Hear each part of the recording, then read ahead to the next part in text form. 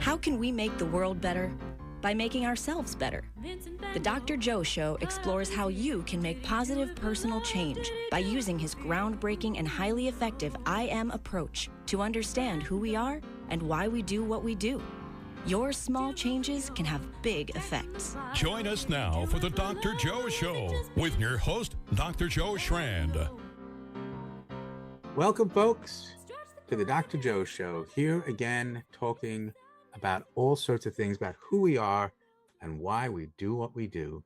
And I know we're living right now in a very tense world, but remember, that is all based on the cortisol response. Cortisol will interfere with many things, including dopamine, the neurohormone of pleasure. Very difficult to feel pleasure under stress. It'll interfere with oxytocin, the neurohormone of trust and happiness, not OxyContin. Very difficult to feel any trust under stress. And yet, here we are, human beings, one group, humanity, and we get a chance to work with each other every single day. Remember my phrase, every friend was once a stranger, and there are billions of potential friends in the world. And what's going to be really fun for me tonight is I'm going to be interviewing one of my old friends. I got to tell you, folks, 50 years ago, we graduated from high school together. So let me just tell you about my guest. After graduating from Brown and Nichols, he got a BA in education at Connecticut College and then a master's of education at Lesley College in Cambridge. He then took an excellent job and opportunity in an independent school in Houston, thinking that he would be there for 2 or 3 years. And he is still there. He met a wonderful woman, Anne Radcliffe. They were married in 1986, and he became the, quote, wicked, end quote, stepfather, the wicked stepfather of her 3 children, Jeremy, Molly, and Jake. Anne went into medicine and became an internist, and my guest moved into an international school in Houston. After 4 years of working the other place, and he worked there for 35 years. He soon became the head of the middle school, taught English and history, and his favorite class, speech and debate, which makes so much sense, remembering him from when we were kids. Along the years, he coached soccer, basketball, volleyball, but these days, the kids are all grown. Each of them has 2 children, so he has 6 grandchildren. He retired 3 years ago, and Anne followed him into retirement a year later, and currently, he is still playing baseball on a Sandlot team, the Sugar, with a bunch of great guys, along with his stepson, Jeremy. He and his bride, Anne, live now full-time at their farm, gathering eggs from the chicken coop and learning how to turn the farm into a self-sustaining, earth-friendly place. My guest tonight, I am so thrilled and honored. It has been decades, but it is Tom Boysh, my old friend, class of 76, Buckingham, Brown and Nichols. Tom, welcome to the Dr. Joe Show. Thank you so much, Joe. It's really quite a pleasure to reconnect and to revisit and trade old stories, and also to follow the path of the work that you've been doing. It has been very interesting to scratch that surface. Well, thank you so much. So, Tom, you're out there in Houston right now. That's where you're calling in from. Houston was where we lived all those years and where those schools you mentioned were, but we're in a town now called Round Top, which is about halfway between Houston and Austin, about an hour and a half away from Houston. Round Top, and yeah. That's where your farm is? Yes. So tell Tom, let's catch up. It's been a few years. Tell me what's been going on with you. Well, all those years in school, it has been, it's kind of funny.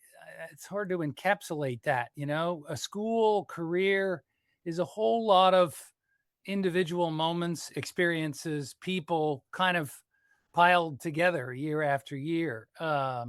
And I've got an ocean of, great recollections of working with kids, teaching, and also as head of middle school, I spent a lot of time working with my team of people, the counselors, fellow educators, with parents and kids when maybe things weren't going quite exactly straight down the road. And in middle school, I was head of sixth, seventh, and eighth grade.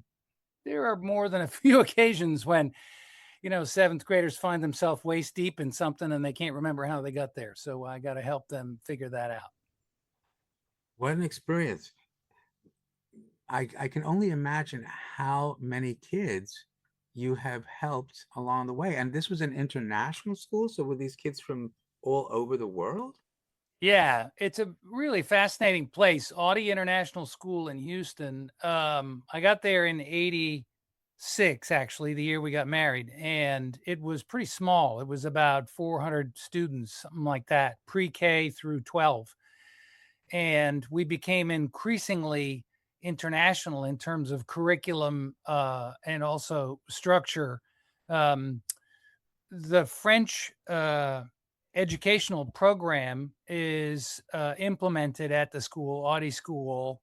It is what's the word? Administered by the French government, and so the Audi School is an accredited French public school, pre-K through 12, and we worked in parallel, and the school is still doing this now, and with the international program, which it follows the International Baccalaureate Degree Program in 11th and 12th grade, the IB program. Have you heard of IB? I have heard of IB. Wow. Yeah. So we developed curriculum and experiences, etc., which brought the kids in the international program up to the IB. And so for instance, seventh grade, if you had 100 kids, I would say usually around 60 or 70% of them were international kids going to the IB, and about 30 or 40% French program kids going to the French baccalaureate. And the population is usually at that school represents about 50 countries, sometimes more. A wide variety of businesses, a lot of oil and gas, but also science, engineering, medicine, on and on. And in the international, at that school, we often had kids who were there for 2, 3, 4 years because their parents were traveling the world, in their profession. So fascinating place. And also a glimpse into our global community. Yeah. Yeah. So going to work is very exciting because you're walking into a community every day of people from all over the world and leaning into a number of the issues that are related to your IM model. There are frequent opportunities to figure out how to, remember who you're with and how you're presenting yourself and how you're being respected or not. And it varies greatly because of all the cultural differences that are in the room, not, problems, just differences that you're sort of obliged to respect and appreciate. Well, I'm so interested in that. So I'm sure that there were common themes, but what did you find that were like unique to one place or another? Were there? You mean other places around the world? Yes, other places around the world with the kids, because there they are, separated from their parents. No. The parents are in Houston, so it's not a boarding school. Oh, great! Not a boarding school, so the families were all there. I see. And to be a bit silly, a potluck dinner at that school was outrageous because you'd be walking around the gymnasium with tables set up, or the international festival, eating food and listening to the music of the entire world. Fantastic. In terms of work, yeah, in terms of working with the kids, yeah. Wow. I mean, I would say there's sort of two things going on there. I think in one respect, what I experienced, I don't know that all my colleagues would say it, is that in some respects, kids are kids from everywhere. And there's a really significant amount of sort of commonality about what they need and what they want and so on. But then, of course, laid over that, there's a whole bunch of cultural stuff. So a kid from Syria is going to have had different experiences than a kid from Germany, the kid from France, the kid from South Africa. So it's a melange of challenges day after day, trying to respect all that and appreciate all that. Yeah. Well, I'm so glad you clarified that it's not a boarding school, because that changes the paradigm completely. So that's what you meant by the sort of economics of it. The parents were there either in the oil business or scientists or physicians or from all over the world. Yeah, yeah, exactly. And Houston it's an interesting city. It is very, I think, often misunderstood. Pretty common for families to show up and say, "Oh, wow, okay, this isn't what I expected." It's an extremely diverse city, extremely. Some have said the most diverse city in the nation. Now, that's Houston proper, you might say, which is a huge area. That's a whole nother conversation. But and then so if you think of Texas and you think of Houston, you kind of have to separate those considerations a little bit, because Texas is a huge place, and Houston and Dallas and Austin and San Antonio, very different places, and further apart than the size of Massachusetts. So it's a interesting combination there. But Houston is a very dynamic place. So you have a state that is so enormous, bigger than many of the countries probably where your students were from. Yes, bigger than France. Yeah. Yeah. Folks, And yeah, so interesting. And Texas, of course, in some respects is, politically, and I don't need to go down that road with you, but I mean, it's a very conservative place in some respects, but and there's no question about that. You just have to read the paper. But on the other hand, you go to Houston, you go to the Audi International School, you infiltrate the community in all kinds of good ways, constructive ways, culturally enlightening ways, and there's a lot there. So it's a like I said, I thought I was going to be 3 years, and I found it to be a rewarding place. And it was 3.5 decades that Yeah. 35 years. Exactly. Wow. Yeah. So I'm interested, what changes did you see in our kids and the students and the cultures? I think the biggest change that gets talked about quite a lot, and I think over talked and sort of memed, is but I think it's a very real issue, is the amount of sort of supervision and oversight that children live under.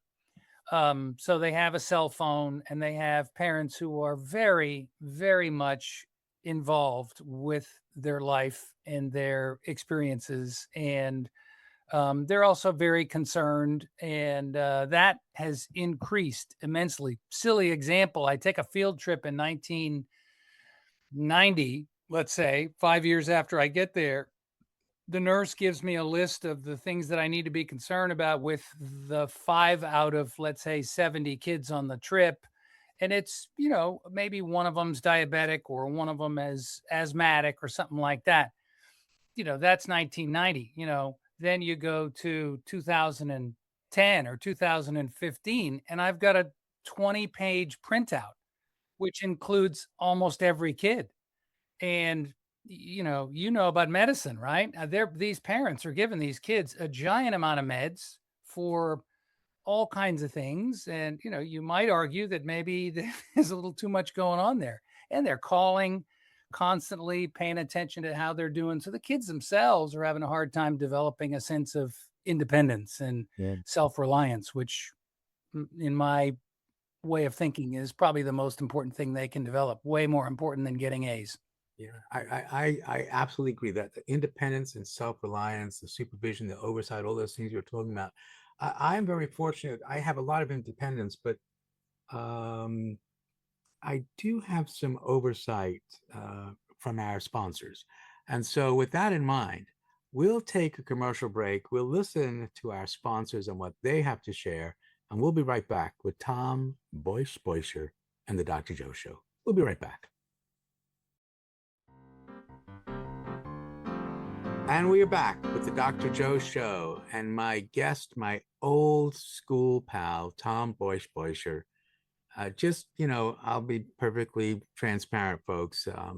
We're having our 50th reunion in a few weeks, and I was delighted I could get a chance to send out an email saying, folks, come on the show and tell me about what's been going on for you the last 5 decades. So over the next few weeks, we're going to have here and there a few of our old Brown and Nichols folks coming on, and Tom is leading the way. And I'm just so interested with all these kids from all over the country. So Tom was the headmaster. What was your actual title for the middle school? Head of middle school. In my years at the school, you had a head of school. I worked for for a long time there and had numerous heads. The most recent one that I worked with was a lady.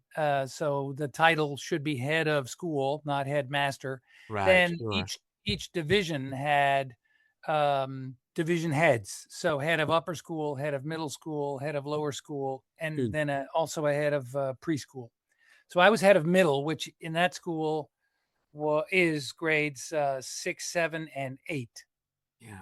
And middle school, I tell you, is one of the most important developmental stages of kids. I mean, granted, they all are, but this is a population that we're very interested in with my nonprofit Drug Story Theater, because we work a lot with middle schools, and we know that, one of the great first-time risk factors for substance use is low self-esteem.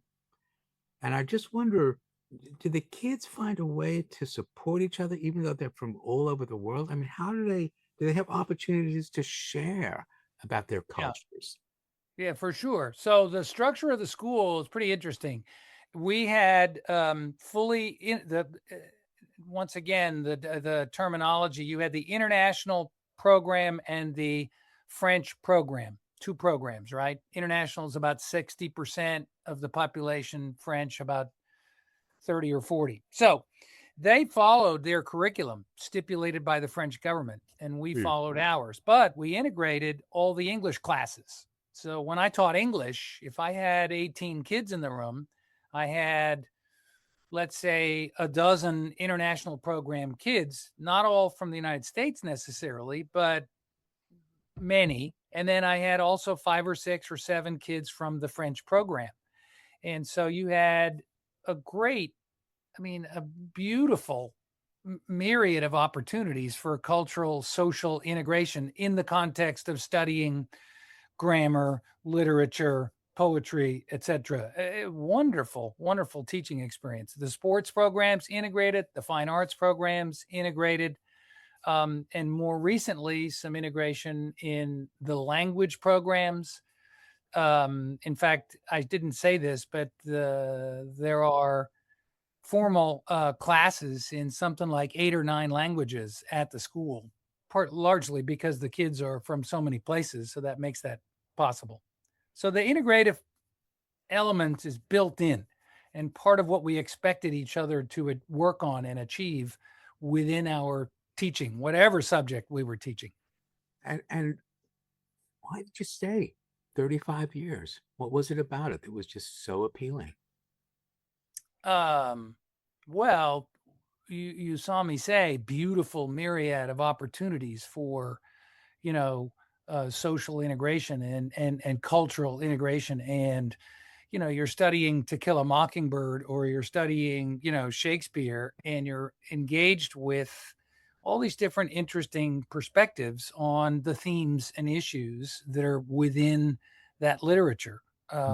Coaching sports, great, different format, obviously, different circumstances, but once again, you're putting kids together. That's my job, is to put kids together and to have them be successfully together. And that's just a wonderfully fun and dynamically interesting thing to do when you have such, how do I say that, such a wide range of, if you want to use the food recipe metaphor, such a wide range of ingredients, right? Yeah. And and the other thing that you said in the first part was there was a difference, not necessarily in parent involvement, but in how much parents were sharing about their kids, or was it really Is it more like we now have these things called helicopter parents? Snowplow. Okay, go We, ahead. we, we, Let we've me hear about it. graduated to snowplow, Joe. Yeah, go ahead. Let's hear about it. So the helicopter parents were up in the air, kind of watching, right? Yeah. And, and then reacting. And there's a bit of a lag time. But the snowplow parents are on the ground in front of the kid, pushing everything that might possibly be too much challenge or too much of what they don't think their kids might need out of the way. And it's a very, if I saw it, as a pervasive element of how many parents were handling issues for their kids. That's a great, I didn't intend to put it that way, but that's really what they were doing. And so kids don't get to be sort of in charge of themselves enough. Yeah, and that's what you're talking about, the independence and the self-reliance. So, um, tell me a bit more about that. Were these kids, I mean, they must have been independent, they must have been self-reliant, but at what point does a parent have to like step back and say, I'm going to trust my kid with this? I would say almost every parent, and probably I would imagine myself included, right? The plumber's house is full of leaks. But I think all of us should strive as parents and grandparents to back up and, you know, be the talker only 20 or 30% of the time. And when you talk, make most of what you do be ask questions so that kids are given permission and opportunity to, be in the world. And I tried to model that in my educational practice, and I worked on that with my colleagues. We developed programming and field trips, which were designed around giving kids, those kinds of opportunities, to be in charge of themselves and to make mistakes. Sure, absolutely. And You know, was there pushback from the parents at all, or were they oh, involved? absolutely, Yeah. yeah, oh, absolutely. And um, I'm trying to decide what's the best example. I mean, cell phones are sort of an obvious thing to talk about, and I'm just shortly after my retirement, we're seeing, I think, I'm hopeful, a really great change and a pullback from that. The state of Texas has made cell phones in schools against the rules, so Wow. all of Texas schools now can, go down that road and let the state regulation back them up. Pretty hard to restrict cell phones 10 and 15 years ago because everybody was so dadgum worried about what might happen with their kids. They had to be in touch with them at all times. Right, which made our kids very anxious. I mean, that Yeah. was one of the real side effects of the helicopter parent. I mean, I can only imagine what it's like for the snowplow parent. But that was the problem is we sent a message without meaning to that you're not capable of managing this without me. And I think that again, it was innocent. It was there was nothing, malignant or malevolent about it. But in a weird way, it sent this message to our kids. I mean, am I missing something here? Or No, I fully agree with you. If you hand a phone to a 12-year-old and say, here's this cell phone for you. And one of the most important reasons for you to have it is in case something goes wrong, you can make a call and get a hold of me. So uh, that cell phone is a symbol of danger and yeah, trouble and yeah, concern. And they're literally carrying that in their hands, you right. know? And it definitely changed kids' behavior. I organized a trip modeled after the trip you and I went on in 8th grade. Bivouac. Yes. I remember it well. Yes. And for the listeners, Joe and I went camping for 2 weeks Yeah, in the hills of Maine. And I think there were only about 30 of us in that that's class right. at the About time. that. Yep. But there were obviously no cell phones in 1970, whatever that was, 72. So Yeah. anyway, fast forward to now, I organized a trip, which was the entire 8th grade going camping out in West Texas in a wonderful national park, Big Bend National Park. And so the cell phone issue is related because on that trip, there were no technology allowed.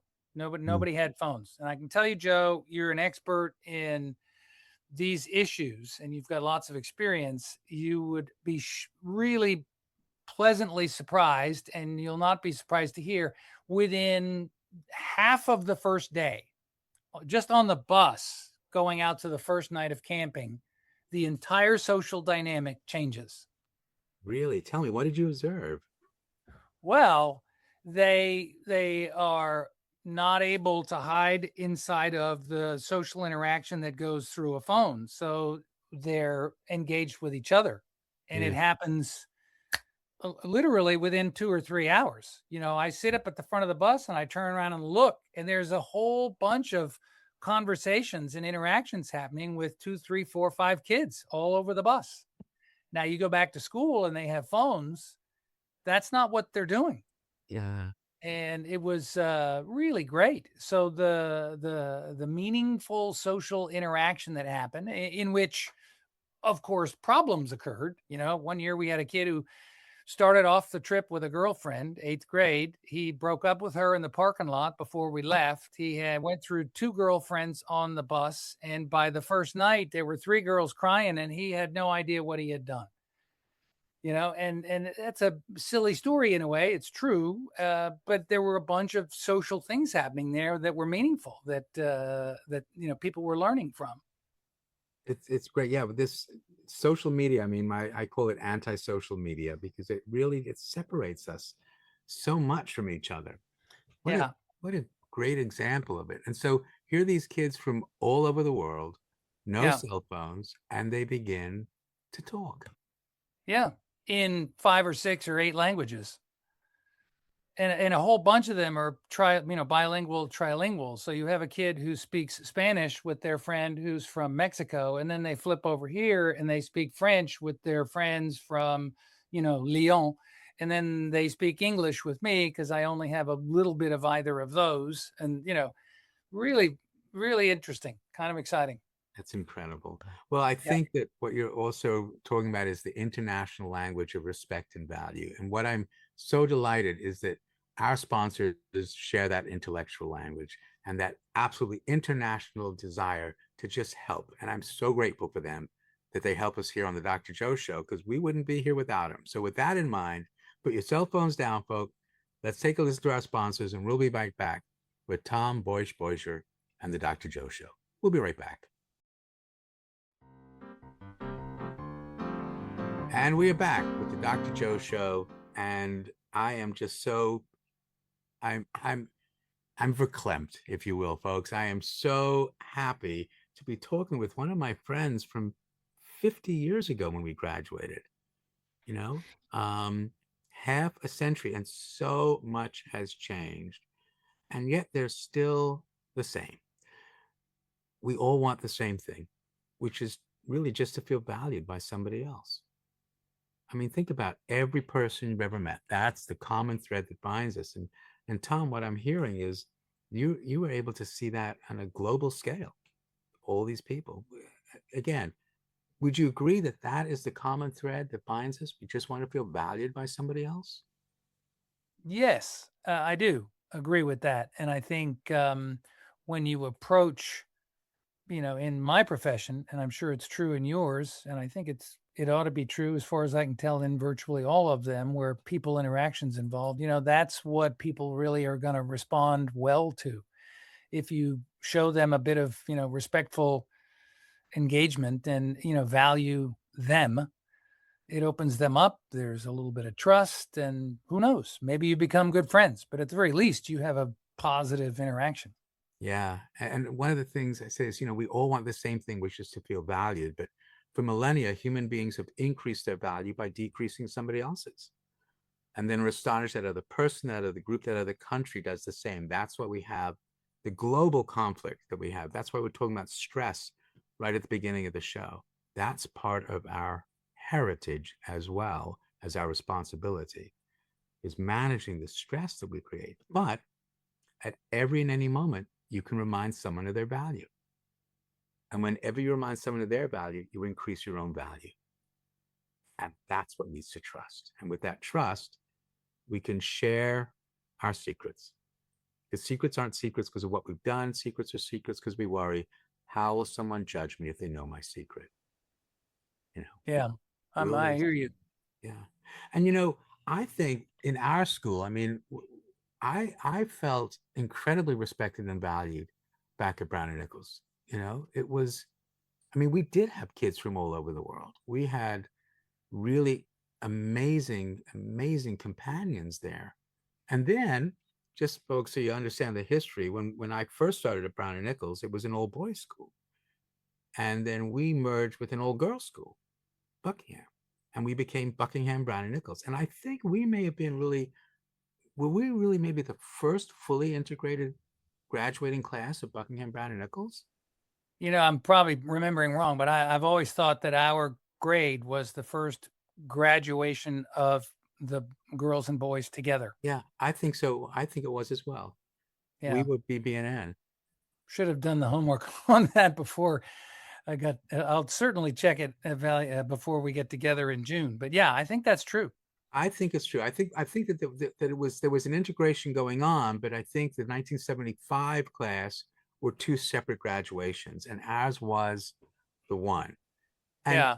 And folks, just understand, this was an incredible experience. We had remarkable teachers. We had remarkable sports. We had remarkable theater. We had remarkable, I mean, everything about Brown and Nichols was really cool. And it absolutely has influenced everything that I've done since then.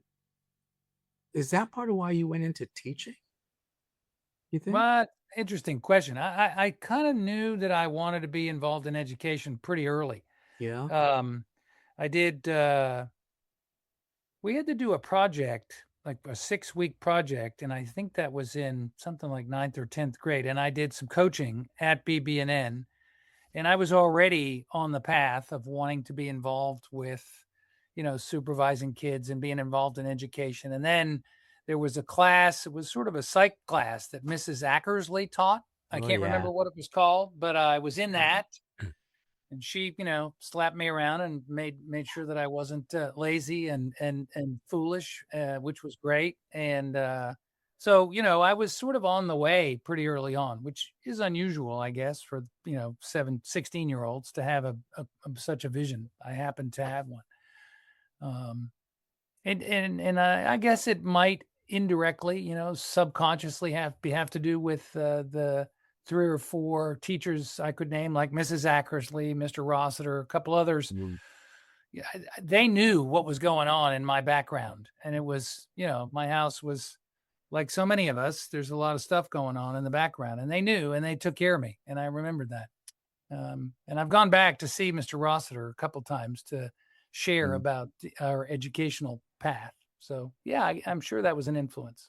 He was my English teacher as well, Mr. Rossiter, and had a huge impact on my love of literature, theater, but also just a sort of an analytic approach to the world that, and yet encouraging us to really explore. So I don't know about you, but there was a lot of stuff going on in my home domain as well, which made Brown and Nichols, my social domain, even more important to me to have those connections. Does that ring a bell with you?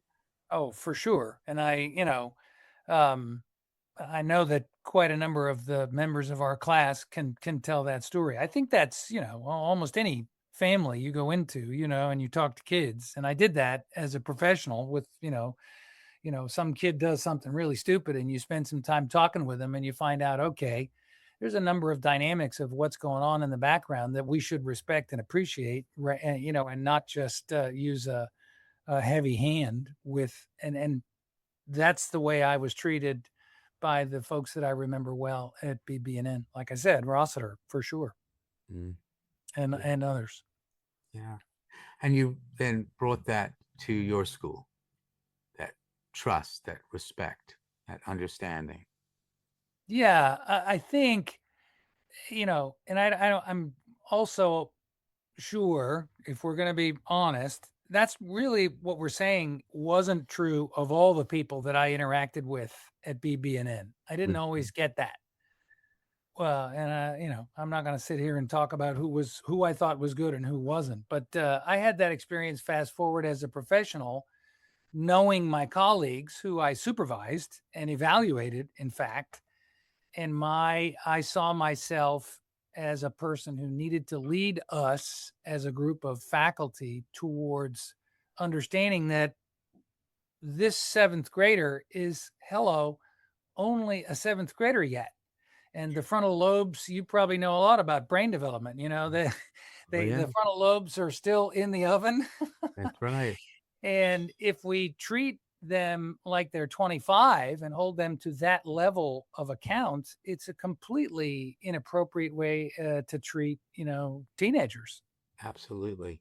And it can have an influence on them as well in Yeah. not the best way. But again, I so appreciate that you were aware of what's going on with brain development and that, especially that prefrontal cortex, anticipating the future and what will happen next, not fully developed at all in teenagers. My wife says it's not fully developed in me, but so that's another show.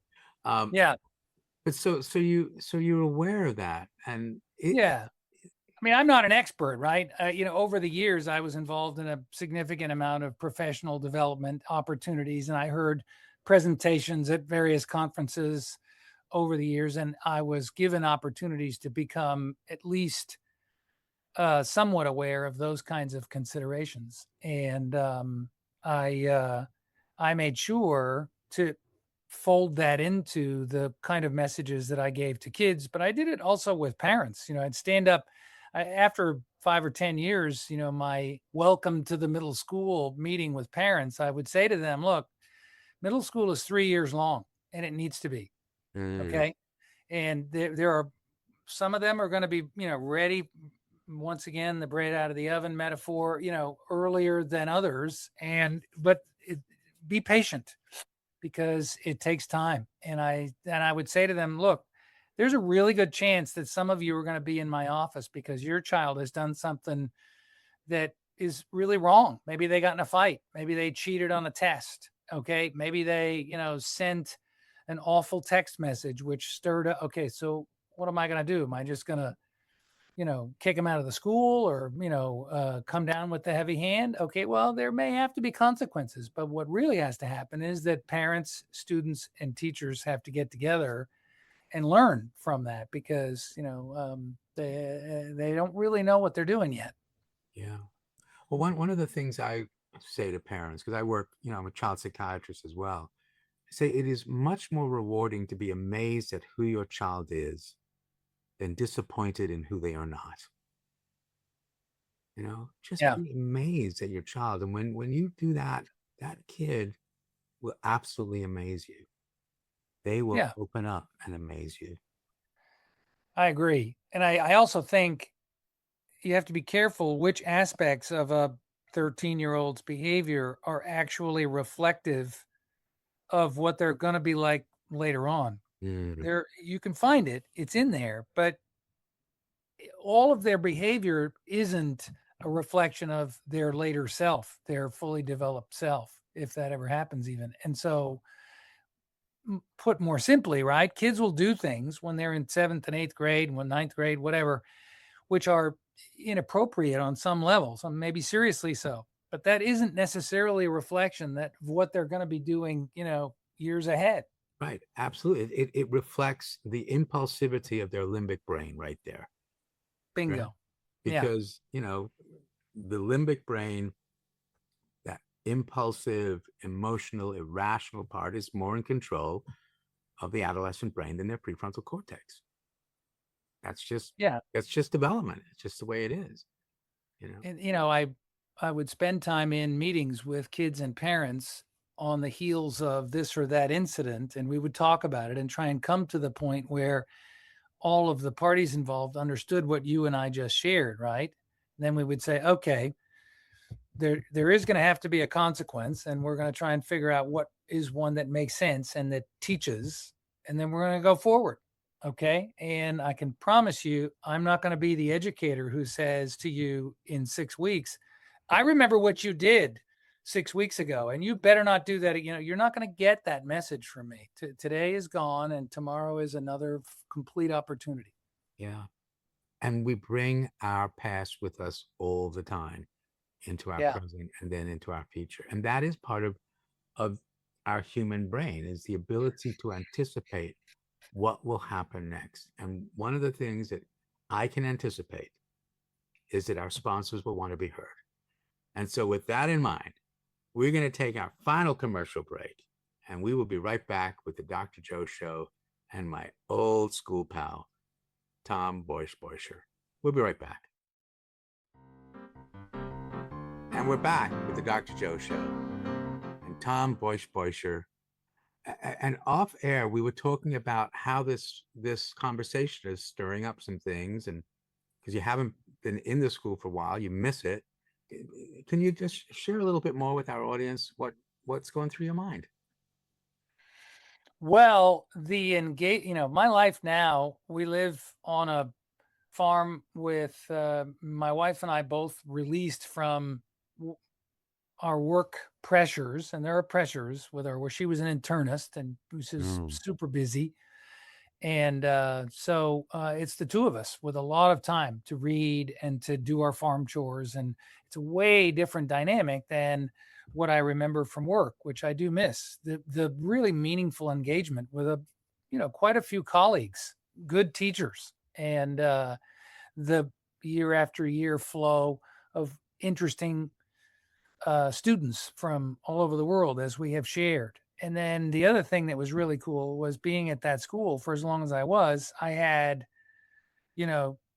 students that would, graduate and come back and visit. And I also had quite a few students who were the children of my former students. Oh my gosh, that's great. Yeah. So the continuity of all that spirit of engagement in pursuit of good education and good, social development is enlivening. And I do miss that. But it also says a lot about the influence you had on those kids. They were willing, as adults, to bring their kids back to you. That's pretty cool, Tom. I was with a really great group of educators, and we, it wasn't about me, it was about us. And we really reveled in what I just described and enjoyed it. And, even now, if I go back and visit, some of them are still there, and we remember collectively, that experience that I just described of all those kids and watching them grow. Yeah. It's fun. So you miss it? Yes, I do. I mean, I suppose the glasses have full interpretation of that is not that it's some kind of maudlin, sad, I made a mistake to retire. It's just, to me, it's, wow, I had such a good experience overall. Obviously not every single day, but overall for sure, that it feels good to remember it and to relive it. And that's a good thing. Not everybody has careers where they can say that. Yeah, that's true. And, I think many of our listeners may be at that point of, do I retire or not? And what's my next step? People ask me, are you going to retire? I say, no, my wife just got a new car. She doesn't need new tires. We're all set with that, but wondering, what will we do next? What will happen next? And that's why it's so much fun knowing that in a few weeks, we'll be having our 50th reunion for Brown and Nichols, Buckingham Brown and Nichols. And I cannot wait to chat with my old friends and find out what's been going on. Yeah. What are folks doing? Yeah. In the last half century. It's kind of wild.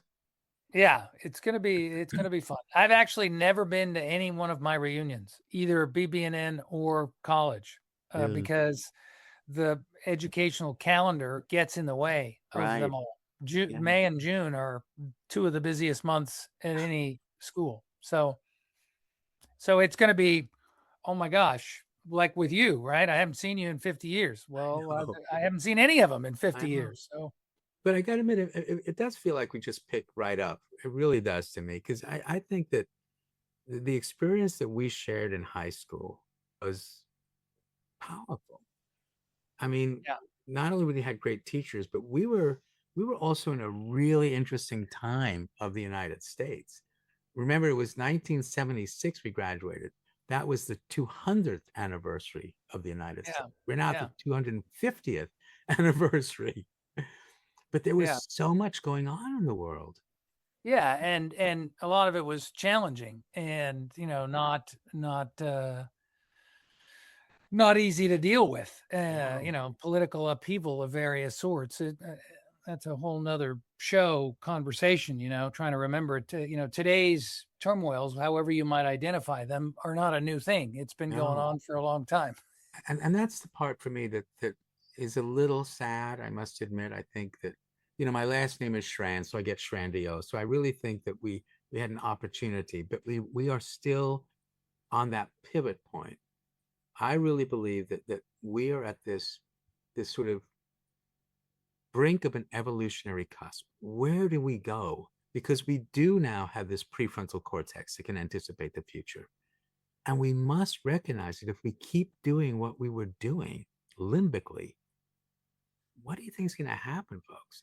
That's why one of my phrases, keep it frontal, don't go limbic. Yeah. Let's think this one through. We've got these global conflicts, but we've had those for a long time. But now there seems to be a danger that is even surpassed what was going on 50 years ago.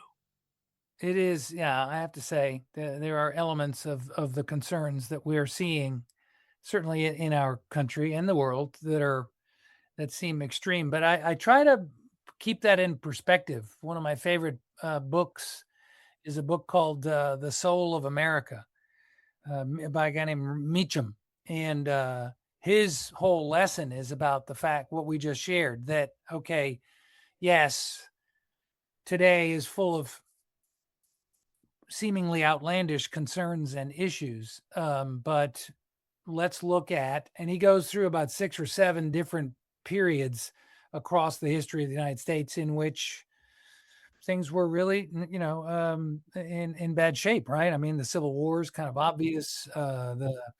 The height of the Ku Klux Klan in the 1920s, Joe McCarthy, and he talks about how the country and the people have the ability to rebound. But you were focused on I am and on being intentional, I think is great advice, because that'll help move the needle more effectively. I would agree. Yeah. Well, with that in mind, let's get to the two questions of the I am, the two truths. So Okay. the two truths are saying, so first of all, the I am is saying everyone's doing the best they can. This is my current maximum potential. This is who I am. This is me, and I matter. But we are responding to an influence by 4 domains. Your home domain. No one's going to argue your home has had an influence on who you are.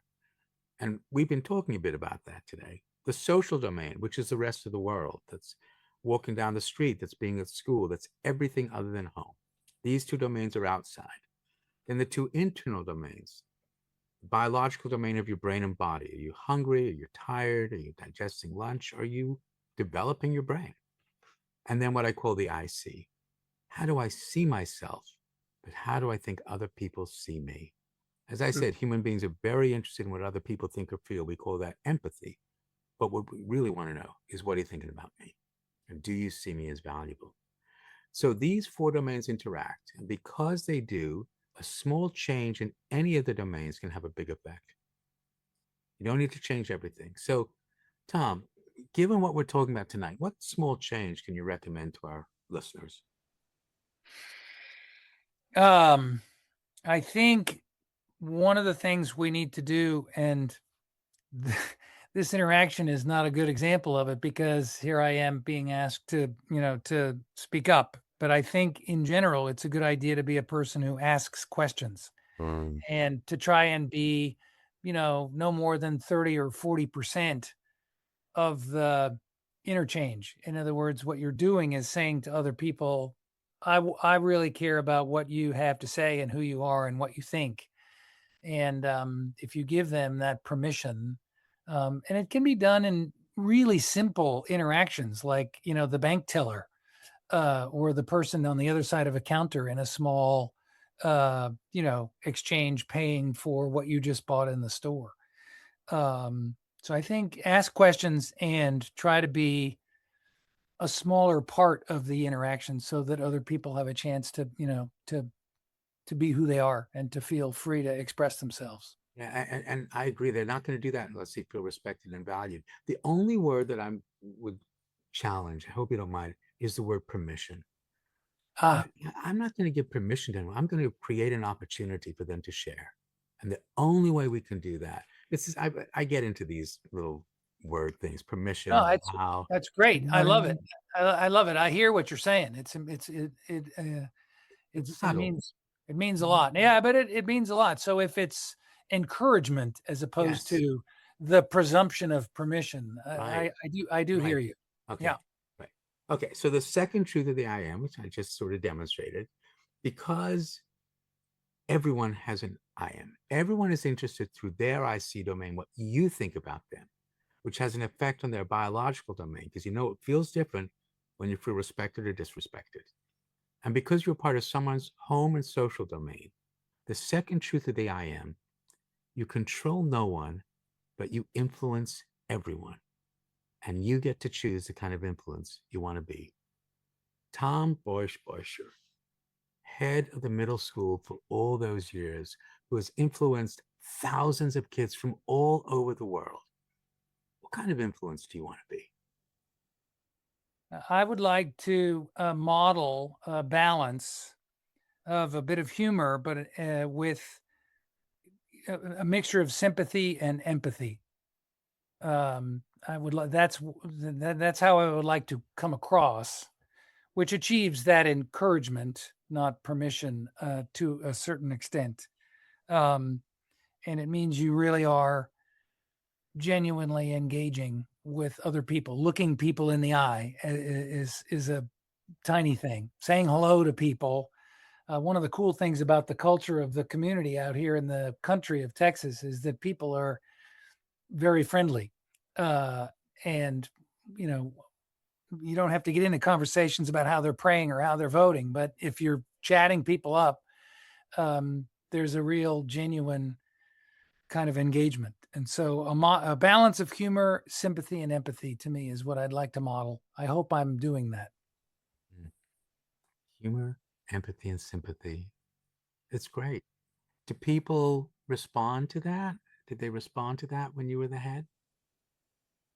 Yes, I think so. I mean, you know, you don't bat 1,000, and you have days when you really aren't living up to your own expectations. But I would say yes, and the feedback I get from colleagues over the years who have become friends is that I think they would say that those are things that I was good at.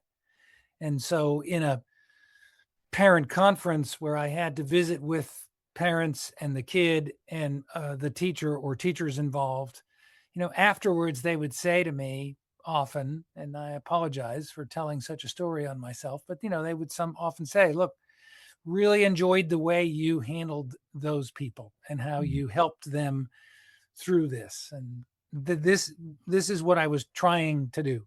And I think it worked pretty well. And you succeeded. You've helped a lot of people, Tom. It's really wonderful. And again, I'm so glad that we had a chance to have this chat today. And 50 years later, I hope we don't have to wait another 50 years, but I wouldn't mind being around, I suppose. 50 years, sort of interesting. Tom, thanks so much for being here on the Dr. Joe Show. Audience, thanks so much for listening. And you know how to reach us. Thank you. It's been a pleasure. And it's been a pleasure to hear about what you're doing and the good work that you're engaged with in a similar field, helping people. It's great. Thank you, Joe. Thanks, Tom. Good night, everyone. Go, go, go, go.